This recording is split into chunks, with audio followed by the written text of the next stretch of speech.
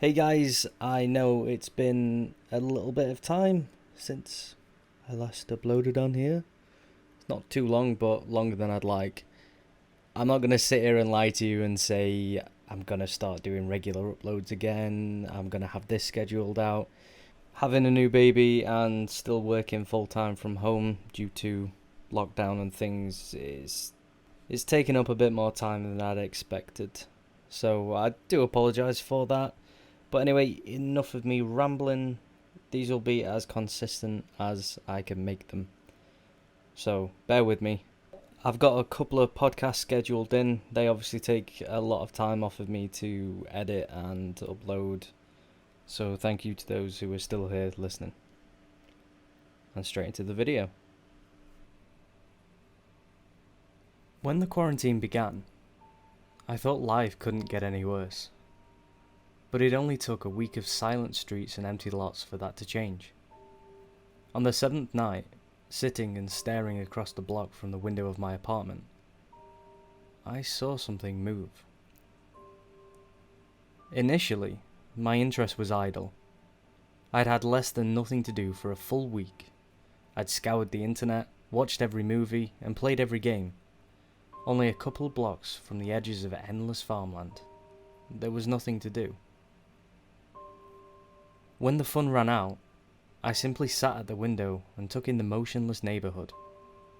A nebulous sense of longing kept me posted as a lookout for anything that might signal a change. So when I saw movement, I waited. It took 12 minutes for the motion to happen again. It was quick, a mere instant, and would have been missed if I'd had anything better to do. Sighting that motion a second time, it occurred to me that there was probably something out there.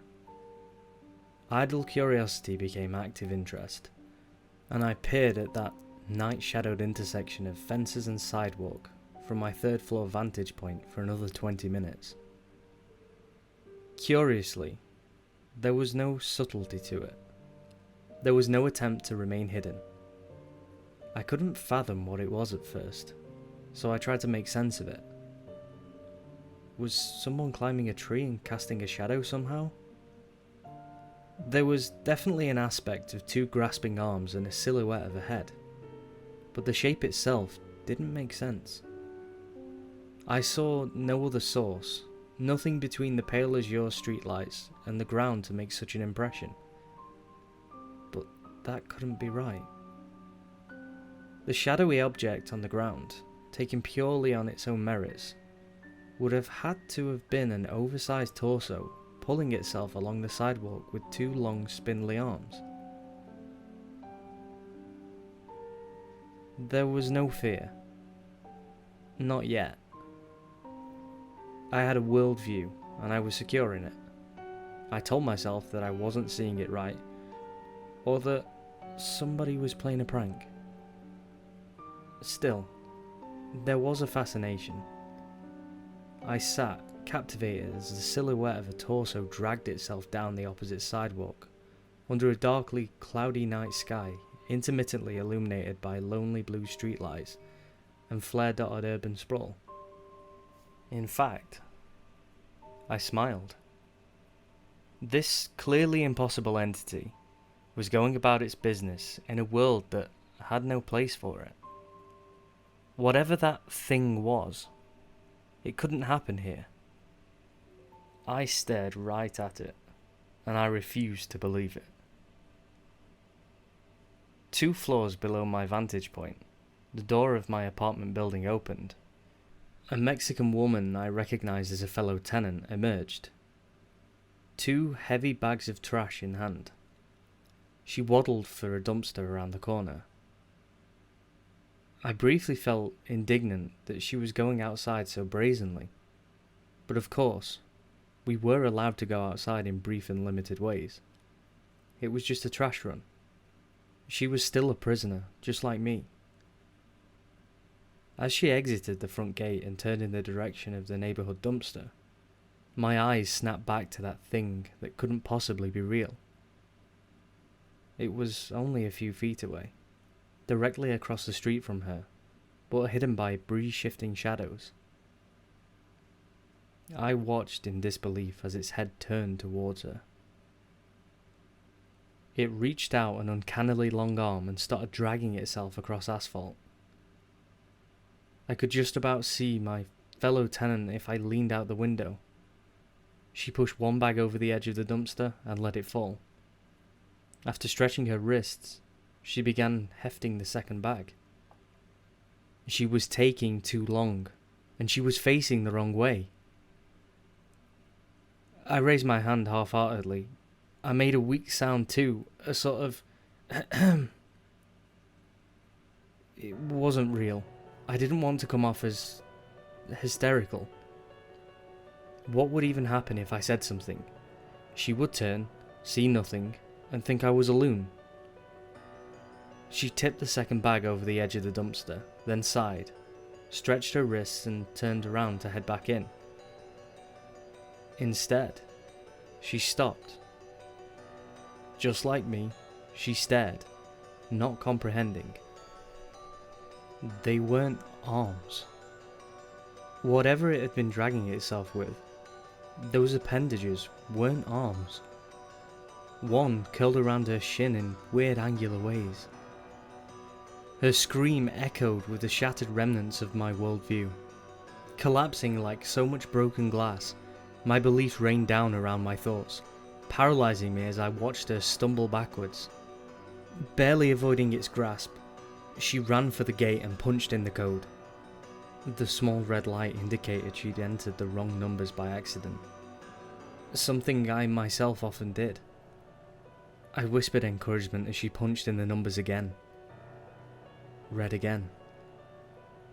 My encouragement became soft cussing as the other limb ratcheted towards her feet. She pressed the numbers one more time. Green.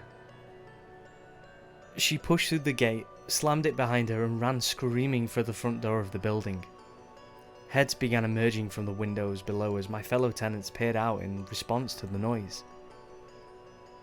They couldn't see it. The gate and the fence were too tall for people on the first and second floors. I was the only one who truly understood. There were other tenants on the third floor, but they were around the corner, and their windows were pointed at other apartments. They didn't know. One shouted up to me in askance, but I just shook my head. How could I possibly convey what I'd seen? They still had the old worldview, and they would reject anything I had to say until they saw the truth themselves. I turned off my light, wrapped myself in blankets, slid the curtain shut and peered out through a small gap. The torso thing dragged itself past the dumpster and out of sight, but it was hardly the last shadow to move in the night. None were close enough to make sense of, and they all could easily have been figments of my electrified imagination. But there was no longer any denying that there was something out there. Humanity had retreated from the streets and valleys of the land. The news had spoken of wildlife returning to fill the void, of dolphins visiting beaches and wolves walking through parking lots. And apparently, there was more out there in the fringes of the world than dreamt of in my naive picture of how things ought to be. No, not mine. The picture of how things ought to be had been carefully painted for me by others. Did I truly know anything at all? I cowered in my bedroom, watching the darkly glimmering night, and I did nothing. After all, I wasn't really in danger. Not yet. I was on the third floor, and I would no doubt be woken by screaming long before any risk reached me. We had fences, we had a gate, and we had sturdy walls. We could just wait it out, I told myself. My blankets seemed useless. The sentimentality was a joke. I was wearing sweatpants I'd had for 10 years, always comfortable, always my favourite. There was no security in that feeling now. My life was made of balsa wood and masking tape, and had none of the sturdiness I'd so arrogantly come to assume. Shaken to my core, I abandoned my blanket cocoon and began pacing my apartment. I needed something to stop this feeling of nerve-burning terror. I couldn't rest, couldn't stop moving, couldn't find balance. I was compelled, even tortured. Our building had a central lounge on the second floor, and we'd stored an emergency stack of food boxes there as some sort of communal show of solidarity. I intended to take them before anyone knew something was wrong outside. That way, I would have a backup plan. If the situation really fell apart, I could barricade my door and window and hole up until it all blew over. With a backup plan like that, I could finally end this torturous, nerve-wracking fear. I knew it was wrong.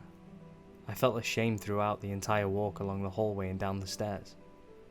I hoped nobody would see me, because I couldn't bear to go through with it if they did. Relief and disappointment met me at the entrance to the lounge. There were a dozen people arguing, all standing with their roommates and family members at various separate entrances. Nobody dared get close to one another because of the quarantine, so they instead talked loudly at a distance. At one entrance to my left, the Mexican woman was sobbing and explaining in rapid Spanish. Across the lounge, at one of the narrower doors, a man I'd seen taking mail from apartment 2A box was listening intently while carrying his younger son. 2A reported, "Some kind of wild animal?" "First it was a monster, now it's a wild animal," a mother with her 3 children at the far exit complained. "So all this yelling was just about some animal?" The Mexican woman saw me, opened her eyes wide, pointed, and let loose a string of excited words. 2A looked my way. "She says 3A saw her get attacked." Oh God, she'd noticed me watching. What else could I say? All eyes were on me as I stammered. "There was nothing. It was just a stray cat." A choir of sighs erupted, and a college student in a far corner threw up his hands. "Screw this! I'm going back to bed." The others shook their heads and began to turn back down to their respective hallways. The Mexican woman stared at me with confusion and anger, exclaiming, un gato," before leaving in disgust. When they were gone, I slunk further in, heart pounding for many reasons. I opened the cabinets of the lounge kitchen, scooped up the boxes of food in my arms, and darted back upstairs with them. What exactly does it mean to be a bad person? I considered that question as I slid my couch against my front door and tilted my mattress across my window, save for a small gap through which I could watch the world. Secure in my makeshift bunker, stocked with food and surrounded by people who would be affected first, and scream if anything happened, I was finally able to sleep. When I awoke in the morning, it was to more shouting, this time outside. Pulling my curtain open, I felt the previous night's terror returning as I watched 2A run back and forth in the narrow leafy paths surrounding the neighbouring one-storey homes that were not part of our building. To my left, a grocery store delivery truck careened away. Where the truck and the man had met, a pile of bags remained, while 2A himself held 2 close to his chest as he played a horrible game of tag with... What the hell was that? This was no half-seen shadowed thing lurching about in the night. This loped. It was bleeding, but it wasn't wounded. The crimson drops smoked under the sun as they burned the grass. 2A threw one of his bags at it, and then dashed the other way. And I was a bad person. I dreamt about the shame. Compelled by that pain, now a greater torture than my nerves, I finally shouted, "Left!" 2A looked up past the ivy-covered fences and saw me, Left! I shouted again, pointing. It's going around. It's trying to cut you off. He clutched his remaining bag and ran left. The bleeding and loping thing bashed its tusks against the fence where he would have been, finding nothing but wood. Someone was holding the front door open below, recalling the code problems from the night before. I screamed at her, "Go open the gate!" She looked up at me, surprised. "The gate! Get it for him!" Finally comprehending, she dashed out, held the button on our side and opened the gate just in time for him to charge through. She was visibly considering going after some of the grocery bags left on the sidewalk, but she looked at me first. I shook my head. The loping thing was coming down the leafy alley. Wisely, she chose to shut the gate, pausing just long enough to snap a picture through the bars. She ran back into the building. The loud talking in the lounge had graduated to yelling. When I arrived, 2A was quite animated. "Somebody took the food in here. I wouldn't have had to order groceries early if the reserve had still been here." That college student replied without actively replying. "I've already tried talking about it online. Nobody will believe us. I've already posted the shot once he got of that bleeding creature, but people are just saying it's a shitty Photoshop." 2A insisted. "Somebody took the food. Somebody here knew it was coming and did nothing." From one of the entrances, the Mexican woman looked my way with narrowed eyes. He refused to believe her. "Nah. 3A, help me. We gotta figure out who really did it." Tense but relieved, I thought to suggest calling the police, but then dismissed the notion, remembering that would just add a new problem for us rather than solving the current one. The single mum with 3 kids, who I'd overheard was 2D, interrupted. "Enough with the accusations. We're safe here, right? It's just weird solitary creatures roaming around. We just have to make it a couple of weeks. So when we order groceries, we just look out for each other and we'll be fine." I was the only one who could truly see the neighbourhood. I supported her take on things so that the communal ire wouldn't focus on me. But that meant I was on lookout duty more or less permanently. There's no one to look out for me though, since we can't go in each other's apartments without risking spreading the virus. The thought came to me like a stroke of genius. I floated out of my body as I dared to say it. So I can't run out there for deliveries. Can people give me a piece of food when I look out for them? The tension in the room faded as my fellow tenants agreed to that reasonable proposal. The only one who remained unhappy was the Mexican woman, who continued to glare at me. To our credit, the system worked fine as long as everything went according to plan. For 5 weeks, I never had to take a single risk, and the neighbours had no idea how much food began to pile up in my living room and bedroom, as each person gave me 1 box or head of lettuce or bag of apples or whatever else they could spare from each run. Every family had to order groceries, and none were really aware of the schedules of the others, so none realised I was shouting directions 10 or 15 times a day. It wasn't just groceries either. There were deliveries of medical supplies, video games, movies, toys for kids, sometimes clothes. We were basically being entirely supplied by overworked delivery drivers, and none of those drivers dared get out of their vehicles. Like us, they knew awful creatures were roaming the empty streets, and like us, there was nothing they could do about it but endure. My hoarded piles of stuff began to accumulate to the point that I wondered how I could continue hiding it from the others. My living space was filling up. If one of them caught so much as a glimpse inside my apartment, I knew something terrible would happen. I still had nightmares of guilt about what I was doing, but what choice did I have? I didn't want to go out there. I didn't want to risk death. There was nobody to look out for me. At a full 6 weeks into the quarantine, I was sitting alone in my crammed apartment, still wrapped up in blankets, still peering out through a small gap, when the wrench in the works appeared. I'd seen all manner of horrors wandering the streets, from bleeding, loping things to ratchets crawler torsos to snake-like wolves. But this was far worse. The destroyer came in the form of a knock on my door. Immediately mortified, I carefully wended my way toward the front of my apartment, taking care not to stumble on any boxes. I called through the closed wooden door. Hello? Hi, it's 2D, the single mum with 3 kids? I swallowed down apprehension. Yeah?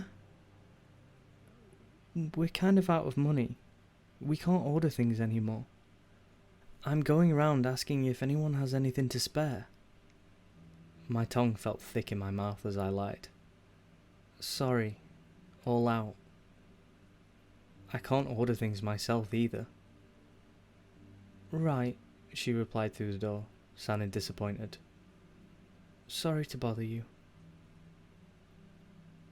She left, but I didn't move for a full hour. I just stood staring at the stacked boxes of stuff I'd acquired. My hoarded wealth was the only thing keeping me from panicking, and the only thing that allowed me to sleep at night.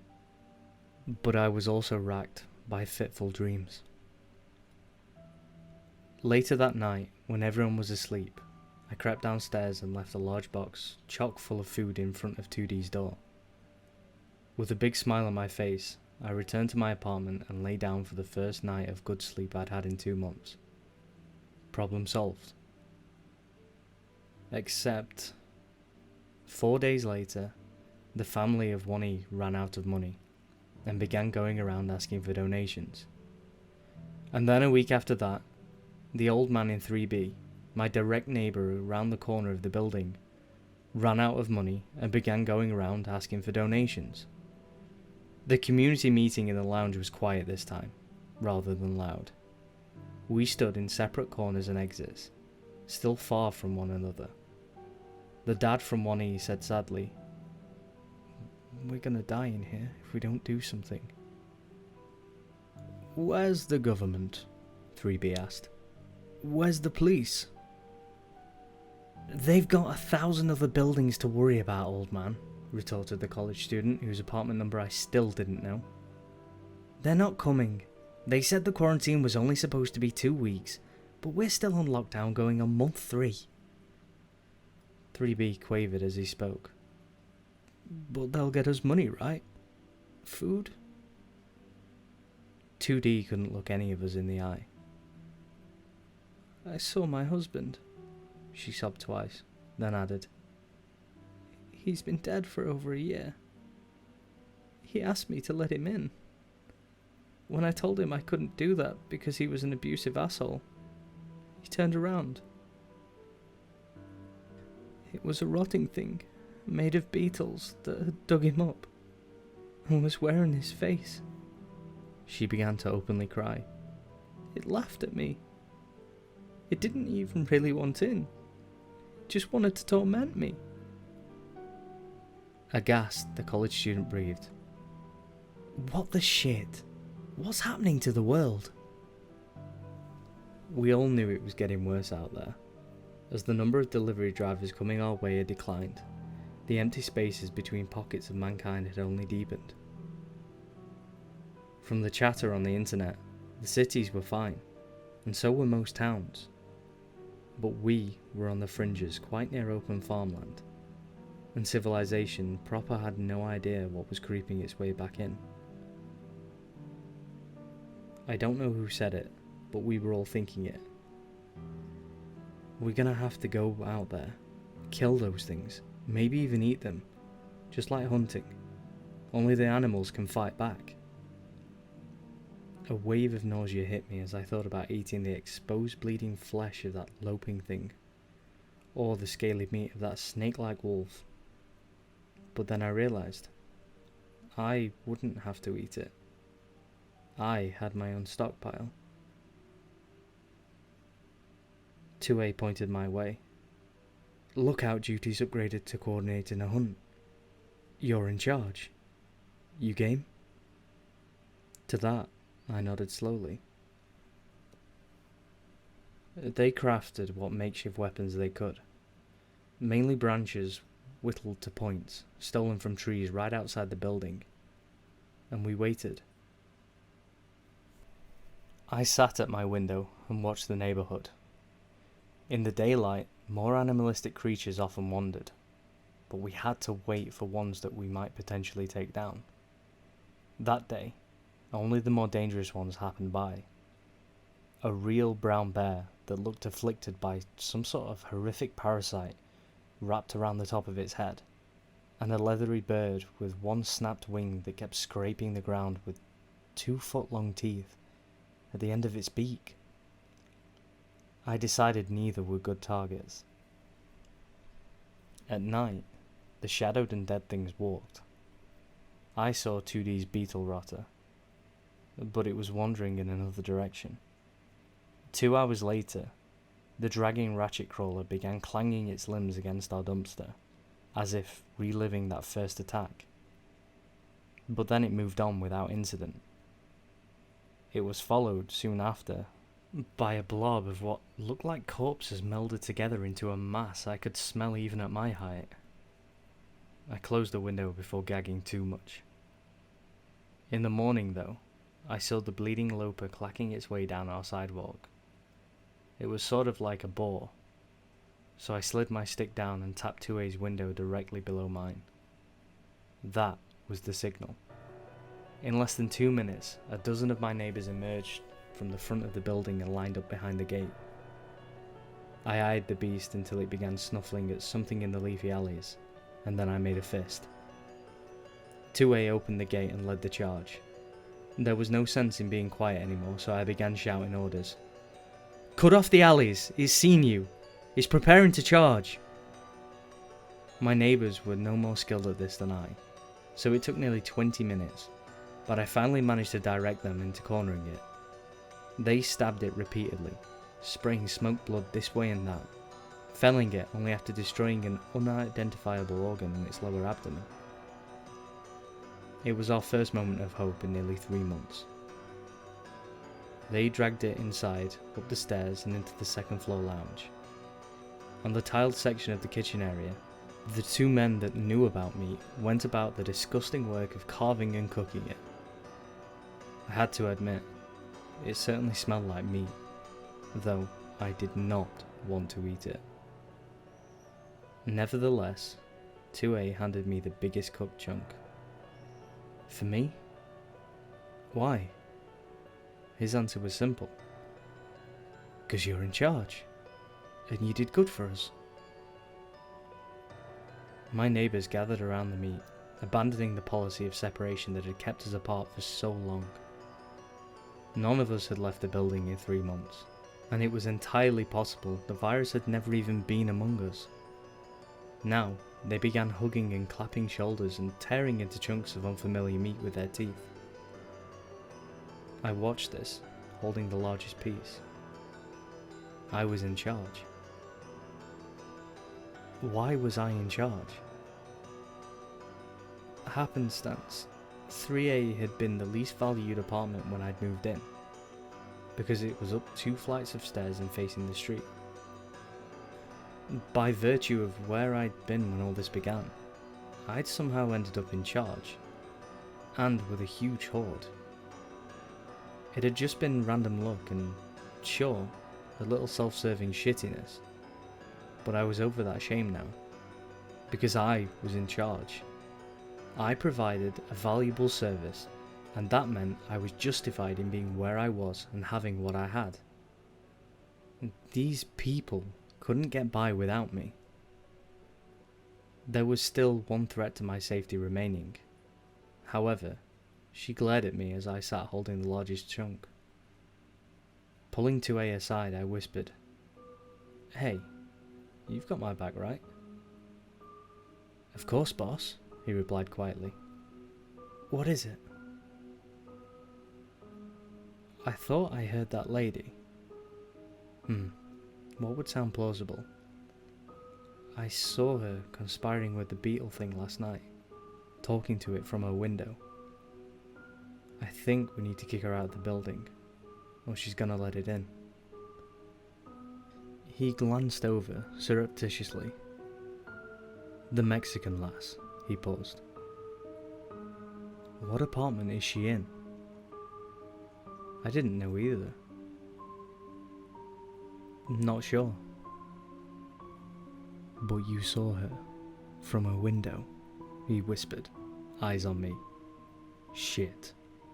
I had no time to think of another plausible lie. Yeah, I did. The jig was up. He knew I was bullshitting. He'd clearly connected the dots on my flat-out lie. I prepared for the worst, to be kicked out, to have my hoard stolen, to possibly being jabbed myself by one of our spears. Instead, he thought for a long moment, and then said, "We'll take care of it, boss." He moved away then, to discuss in hushed tones with some of the other men. Strange. Maybe. I didn't eat that unfamiliar meat. I dropped it, then headed upstairs to eat something more familiar in the safety of my apartment. The view from my window was the same, but somehow felt a little higher, and a little darker. There would be no more guilty nightmares. I was safe. I was secure.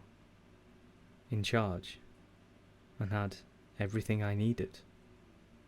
And that was all that mattered.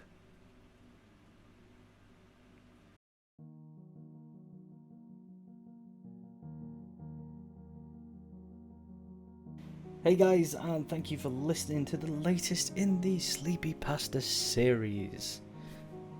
Now this was written by Reddit user M59Gar. So link will be in the description down below. I really enjoyed reading this, and it's not long been out. So the whole quarantine thing is still running right now, so it's quite relevant, and it would have been interesting to see if anything like, maybe not like this, but any other weird things happened while people were inside.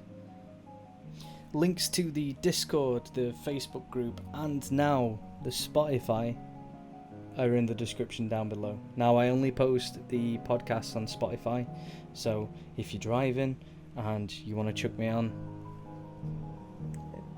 it'd be worth your while. So anyway, enough of me rambling.